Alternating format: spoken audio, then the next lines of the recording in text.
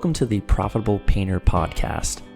The mission of this podcast is simple: to help you navigate the financial and tax aspects of starting, running, and scaling a professional painting business. From the brushes and ladders to the spreadsheets and balance sheets, we've got you covered. But before we dive in, a quick word of caution. While we strive to provide accurate and up-to-date financial and tax information, nothing you hear on this podcast should be considered as financial advice specifically for you or your business. We're here to share general knowledge and experiences, not to replace the tailored advice you get from a professional financial advisor or tax consultant. We strongly recommend you seeking individualized advice before making any significant financial decisions. This is Daniel, the founder of Bookkeeping for Painters. And today I'm here with Beth Fahey. Super excited to talk to her about all things EOS and traction.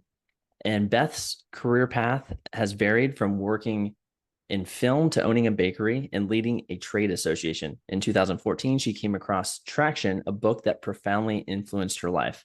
Beth successfully implemented EOS in her bakery and later observed similar struggles in other businesses while serving as president of the Retail Bakers of America.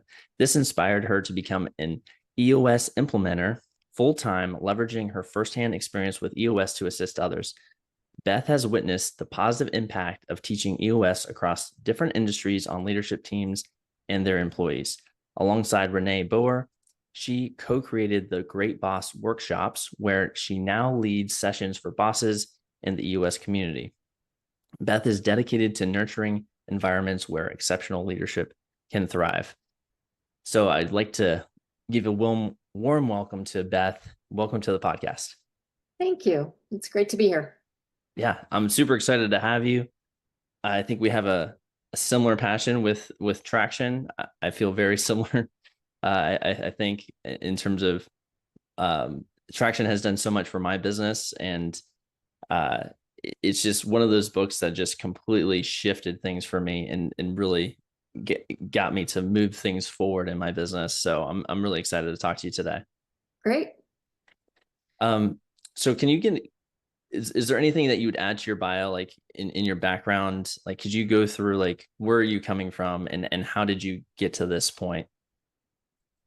Yeah, I mean, I think like a lot of entrepreneurs, you don't set out in your early 20s to go start a business, right? I mean, just an opportunity presents itself. And so people that are natural born entrepreneurs will just see these opportunities and seize them. And so, that's kind of how I ended up owning a business. And, we did great in the first few years that my sister and I had the bakery. We started as a 2-person operation and just kept adding more and more people as we grew. And we honestly doubled year over year for, like 6 years running. So we ended up going from like a $200,000 revenue business to a $2 million revenue business in under 10 years. And that growth was like significant. Well, as you said at the beginning, I worked in film before I owned a bakery. And so, I went to film school. I didn't have an MBA. I kind of felt like I was out over my skis. I didn't really know what I was doing as a business owner, but, you're just kind of plugging along and reading everything that you possibly can in order to get better. And one of the books that I was reading was Traction. And I think in 2012, somebody gave me the book. And what it was for me was a culmination of all the best business ideas that I had read up until that point, and it packaged it in a very usable, holistic system. And it just was a complete, it was one of those books, when you outline a book after you read it or as you're reading it, that it's landing for you. And that's kind of how I went through Traction. And I see my clients come in and they've got, all these dog-eared pages and Post-its sticking out of their books and everything, because it just really resonates with people, because it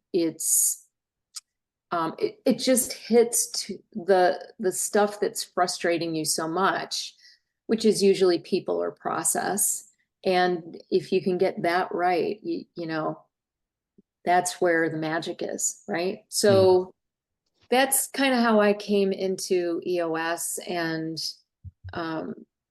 And for anybody listening that's on this same sort of entrepreneurial journey, just let people know that they're not alone, because you feel like maybe you're crazy, or maybe it's you, that the reason that the business is a problem, or there's problems in the business. But almost everybody struggles with the same stuff. And that's what I think Traction and the entrepreneurial operating system just address so well, is this shared frustrations that we all kind of have. Yeah. And one of the things I love about the book is it's very, it's very practical. There's theory in it, but it tells you exactly what to do and how to do it with the templates and everything to implement it immediately. So it's not like some business books are kind of heavy on the theory, and it gives you good ideas maybe, but it's left to you on how to actually implement it. This is like no nonsense book as far as like, this is exactly what you do and how you do it, and what should it look like. So it's so practical, because there's another book called Scaling Up, which is also a great book. And it has a lot of great ideas in it, but it's just not as easy to implement. It's not as straightforward as I feel like Traction is more boiled down to give you like, hey, here's exactly what you need to do. So that's one of the things I love about this book. What, as you've helped folks, I guess, could you give us like kind of like a rough sketch of what is this book actually telling us to do? Like, what is the EOS system? What is it having us do? Yeah, so EOS is just a simple, proven business management system. So if you think of an entrepreneurial operating system like you would think of Windows in a computer, or iOS sort of running in the background, it's the thing that's kind of holding everything together and helps with communication and all that stuff. That's what EOS is. It's not software, although there is software for EOS so that you can run your business on EOS. It's not software. It's more of a philosophy and a way of approaching things by using very simple, practical tools that are going to help you do three things that we call vision, traction, and healthy. So vision from the standpoint that everybody in the organization sees the vision clearly and is focused on how to get there. Traction is, coming from the standpoint of all of your leaders are more disciplined and accountable, and they're really executing on that vision. And then healthy just means that you've got a healthy, functional, cohesive leadership team that's really working well together. Because we find most of the time leadership teams or leaders in organizations, small to mid-sized businesses, they're not really working together in a healthy way. There's a lot of ego, sidebars, politicking, all that kind of stuff. And what EOS does is it essentially shines a spotlight on things. You can't hide when you're using the EOS tools. So we have these very practical tools that are going to help you essentially get what you want from your business.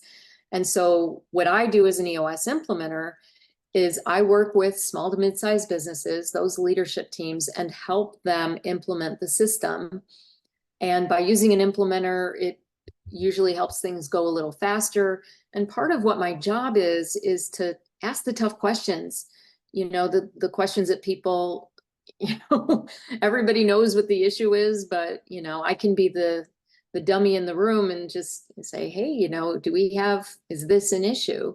And what that does is it gets people actually talking about it and moving to solve it, which is really the point. And that's why EOS as an operating system just really helps you get the results very quickly, especially, the more you adhere to using the tools, the foundational tools like the Vision Traction Organizer, the accountability chart, rocks, meeting pulse, scorecard. By using all those things and really leveraging those tools within your organization, you're gonna achieve your vision probably faster than you thought you might. And at least that's what I see happen with my clients. Yeah. Yes. And I think what I said before was it's like easy to implement because it gives you everything.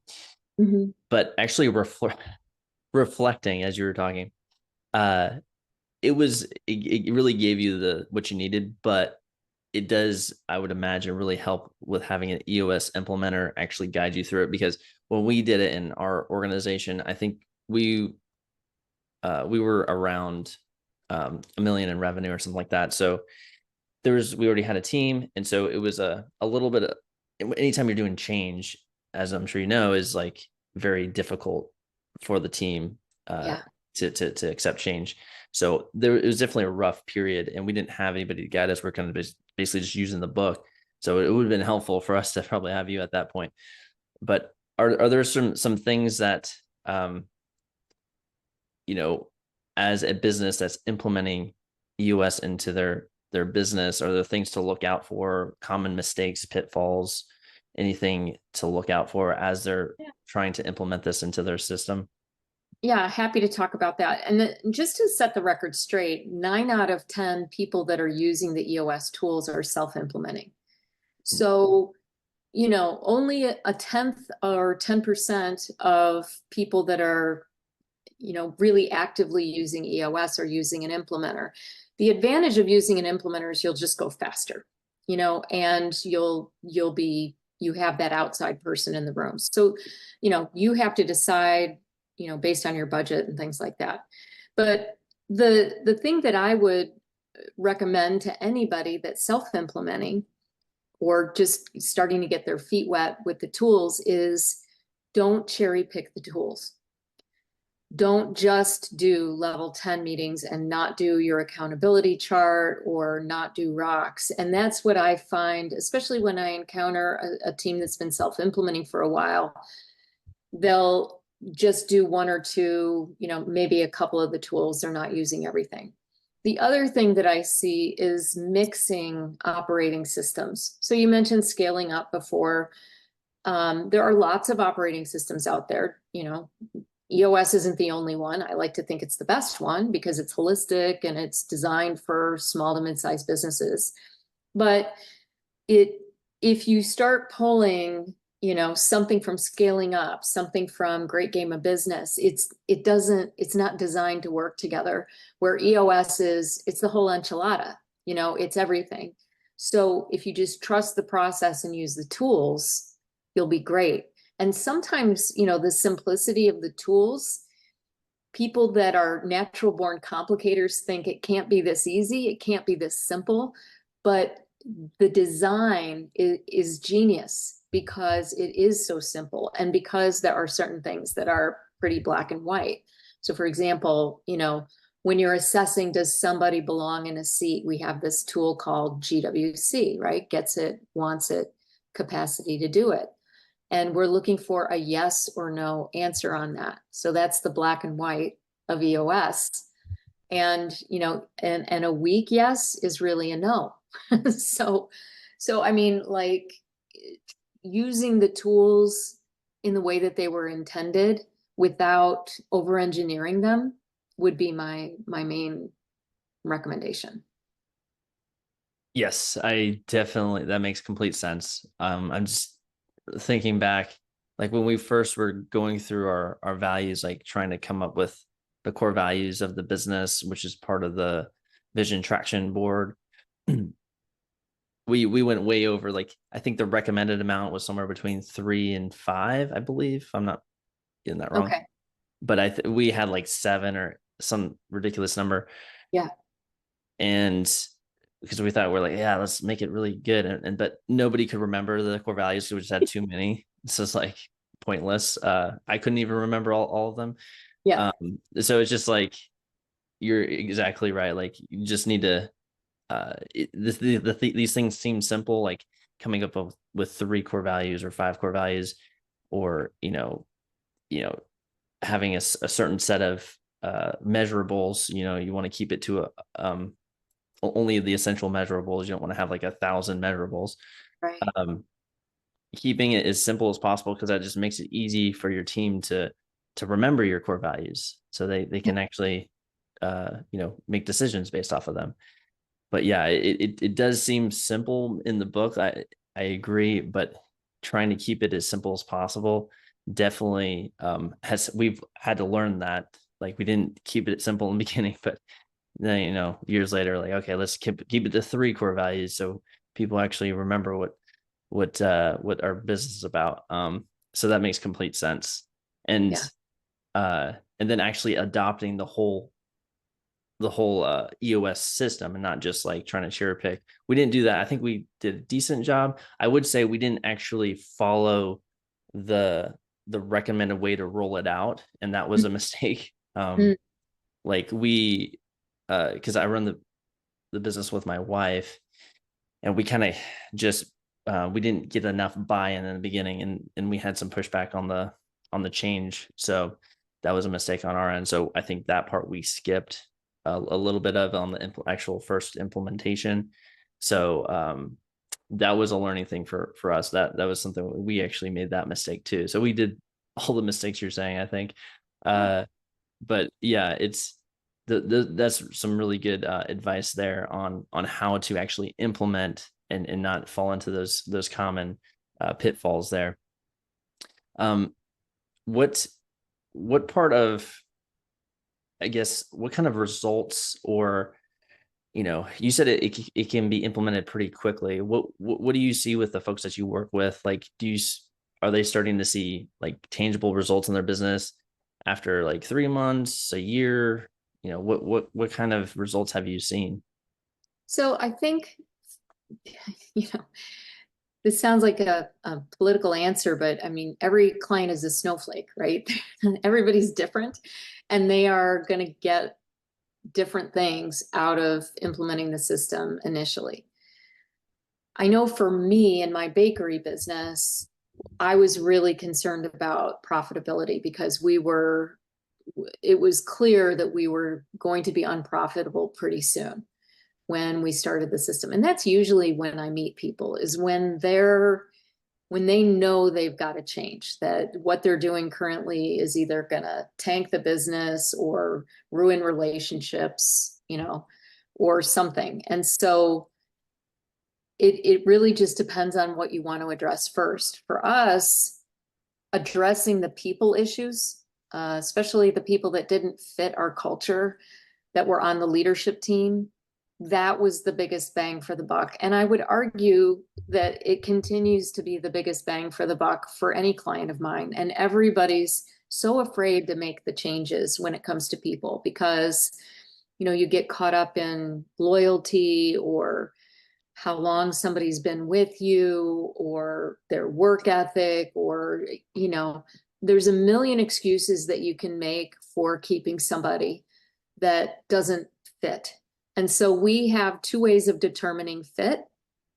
The first is whether or not somebody's a core values match, meaning that most of the time they exhibit the behaviors that you want to see.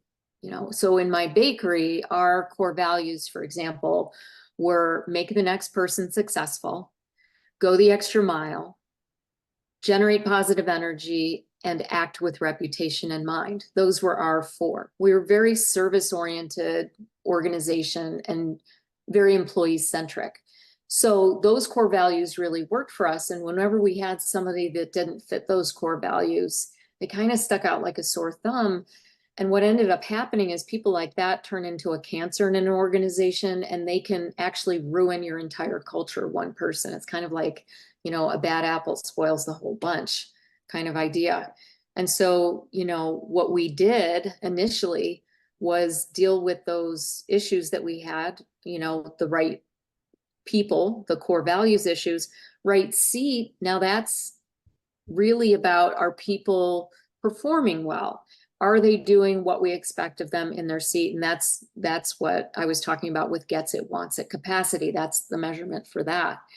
And so by getting really clear about, this, whether or not somebody is doing well in their seat, that in and of itself will have an enormous impact on an organization as far as but you just have to be serious about it and not, and be decisive.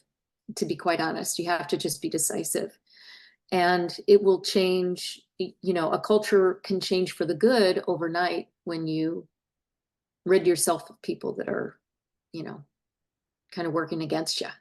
So, yeah, I mean, making those people moves, and that's where EOS gives you the tools so that you can assess and have, honestly, confrontational conversations with people. You know, you care about them, you want them to get where they need to be, but some people just can't, and we have to start having those conversations. Then the other thing is process. I mean, that's the other big, you know, EOS is a process, right? So you're implementing a process in your organization, but you're also working on the processes in your organization, trying to get those things done in a repeatable way so that you can grow and scale your business, and so that you don't have to worry that people are doing things the right way each and every time. And so by focusing on people and process, you are going to make a huge, you know, impact on your organization.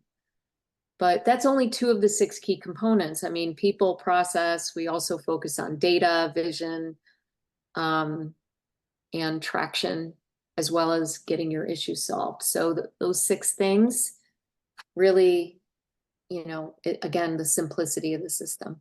Mm-hmm. Yeah, and I like the people piece is so big, especially for service businesses, you know, painting businesses. Their service, they're not selling iPhones, right? They have Right. people going to the houses and painting them.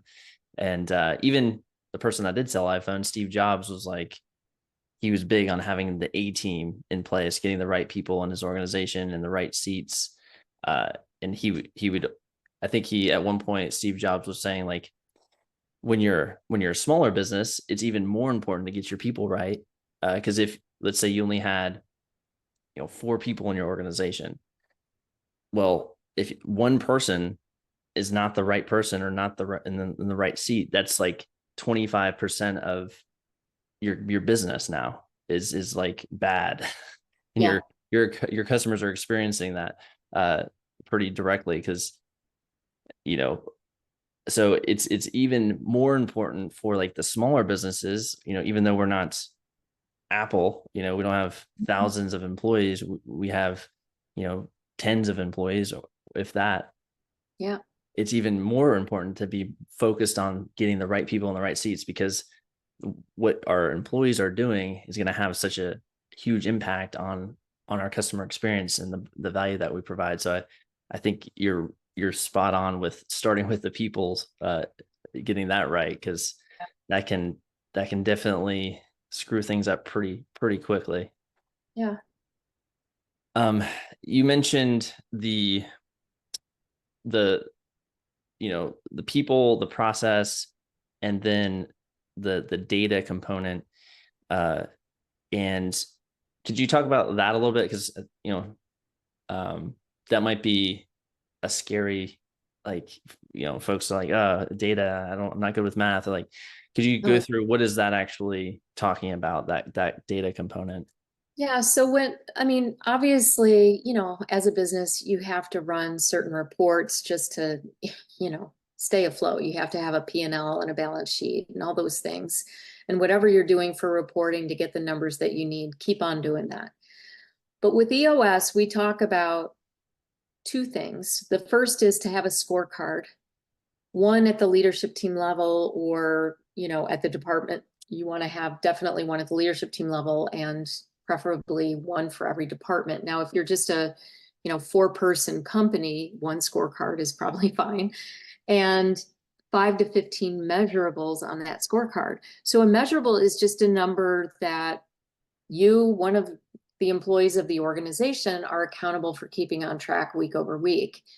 And what a scorecard does is it looks at 13 weeks of history at a glance.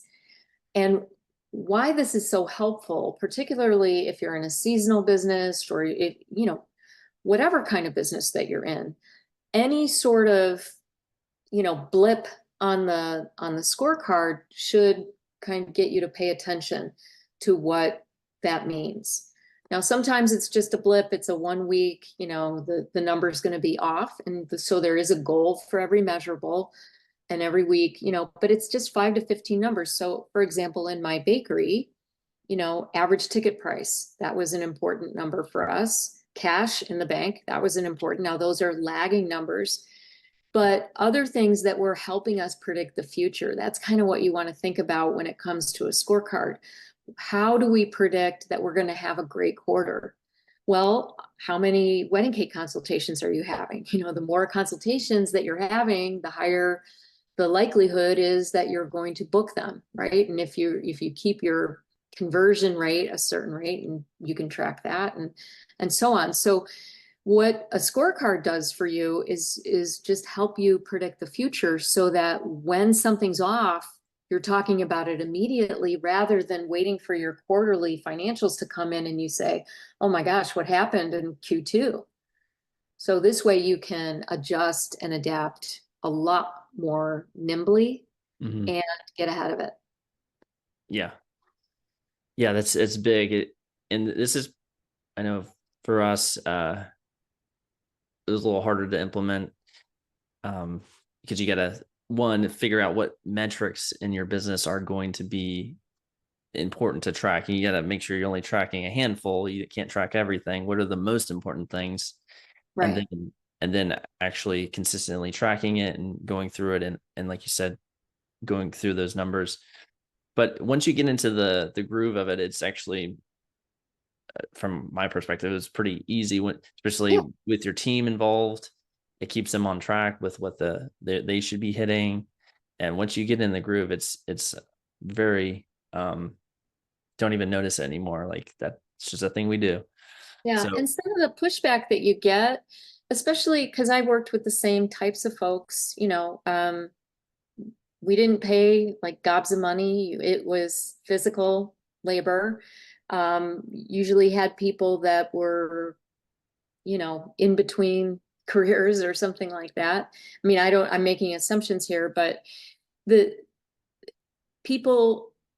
some people thought that because we were keeping numbers on a scorecard, that it was Big Brother, or that we were looking over their shoulder or whatever.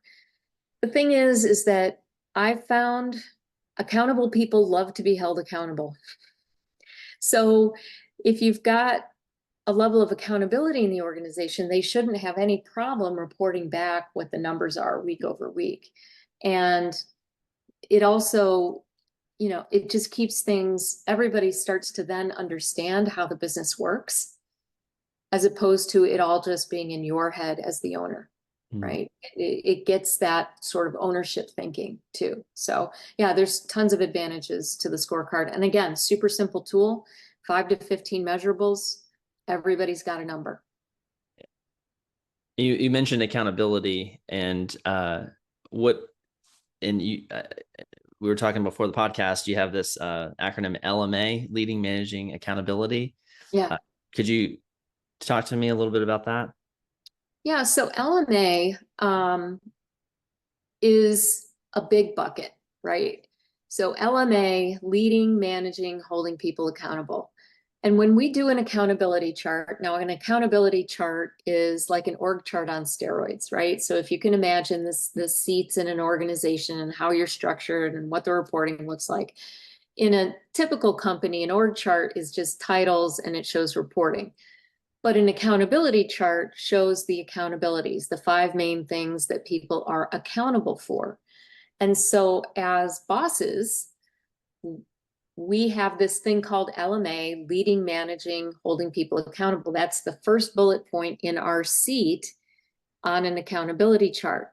And what that means, and all the stuff that goes into LMA, it's hiring, it's training, onboarding, coaching, mentoring, career development, and eventually exiting people out of an organization. So it's a big bucket, but that's how we keep things on an accountability chart. We want to have accountabilities, not tasks. And so that's why we don't put training, coaching, mentoring. I mean, otherwise the seat would be ginormous, right? So we want to simplify by just calling it LMA. And anybody that has LMA in their seat, what that means is they're responsible for making sure things happen in their department. They have to have the tough conversations. They have to, provide the necessary tools for people. They have to assess the team. And when there's a stress crack, do we need to add another seat to the accountability chart? And it's all about setting clear expectations of your direct reports. It's about, having the conversations. We have this thing called a quarterly conversation as part of how we train people with LMA. And so, there are 5 leadership abilities, 5 management abilities. And part of the training that I do as an implementer is walk people through an assessment to see where they are at. And this is all outlined in the Great Boss book, How to Be a Great Boss, about really assessing, where the gaps are. Because honestly, the journey of being a great leader and manager, it first starts with you. You have to kind of look at yourself and say, where am I getting in the way? Or what could I be doing?